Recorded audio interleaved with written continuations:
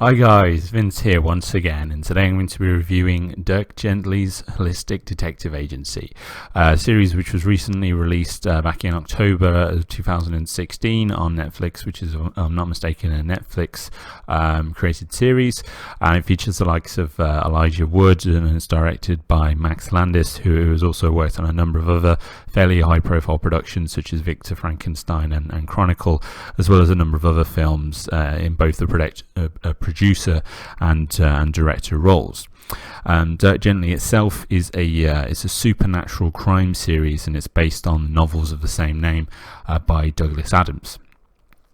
So the synopsis here is that our current main character in episode 1, Todd, played by Elijah Wood, is seemingly your everyday average Joe, just focused on getting by, doing a fairly regular menial job, when everything suddenly seems to go wrong.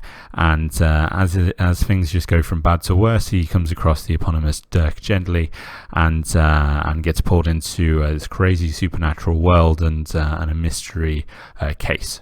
So characters, in terms of main characters, there's effectively two at this point. So we have the aforementioned Todd, played by Elijah Wood, who's, as I say, he's a fairly typical single bachelor type guy with quite a nervous, timid demeanor, which seems to be something of a specialty for Elijah Wood.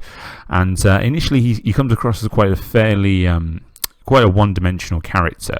However, as the episode progresses and it moves at quite a rapid pace, we start to discover some of his fears and aspirations and ambitions as to why he's working, what his difficulties are, some of which are fairly everyday, such as money problems, what he's hoping to achieve.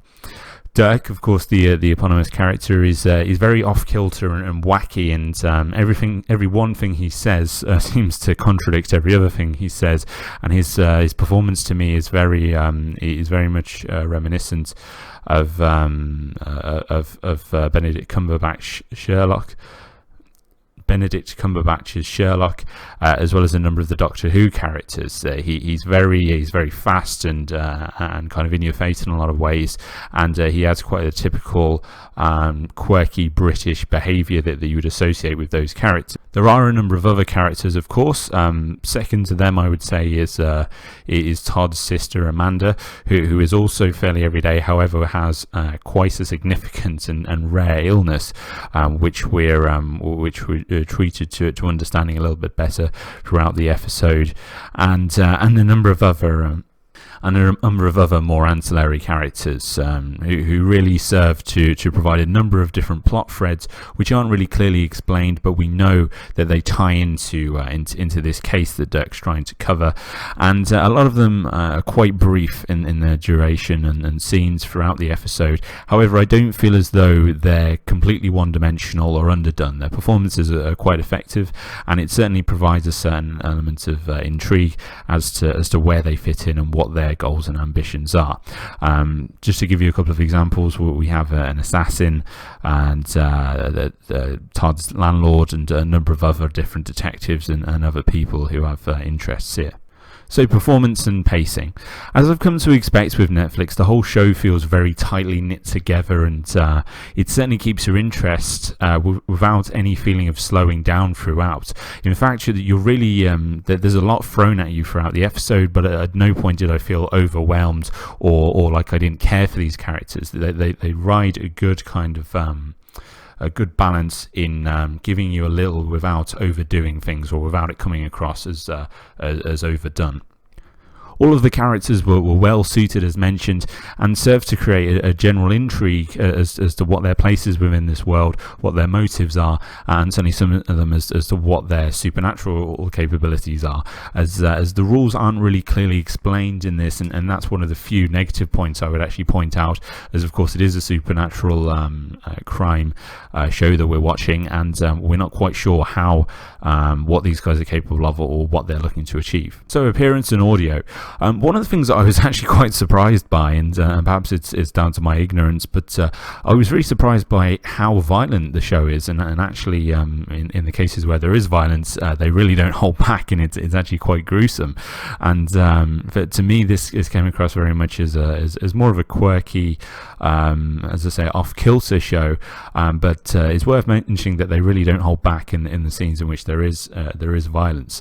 In terms of the general aesthetic, this particular episode takes place in Seattle, and I'm not sure if that's going to be the mainstay of where we'll be basing, but there's a good feeling, and that this isn't a particularly, no offense to Seattle, but it's not a particularly spectacular city, but it makes you feel as though you're in everyday life. There's nothing that feels out of place. As far as the audio side of things are concerned, again, this is something I've come to expect from Netflix.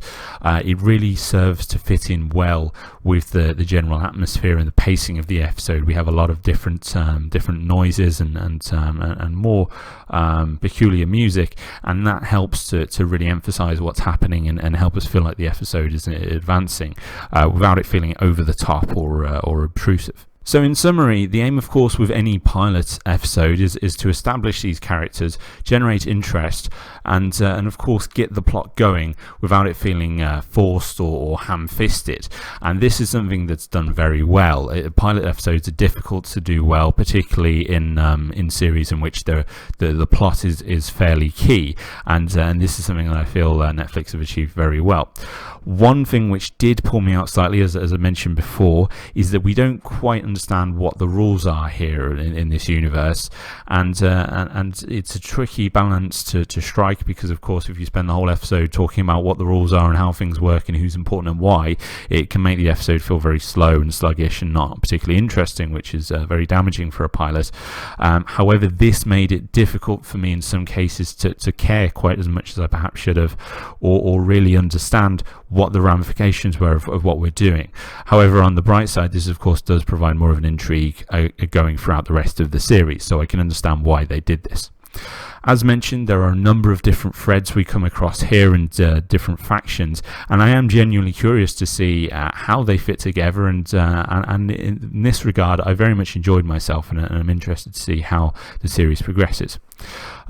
In summary, Dirk Gently is a very mysterious and intriguing supernatural crime series, and those who are a fan of shows like Sherlock and Doctor Who will feel very at home here. It's if episode 1 is anything to go by, it feels like things progress very quickly, and you're very much sucked into the world, and the characters, particularly Dirk Gently, play very fast and loose with their performances. So overall, I would give this. I'd give this an 8 out of 10. I'm very much looking to see, I beg your pardon, an 8.5 out of 10.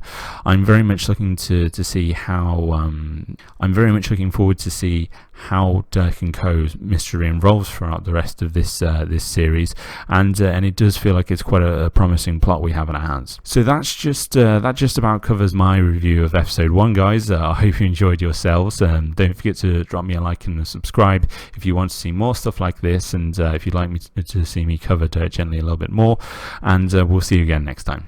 Cheers.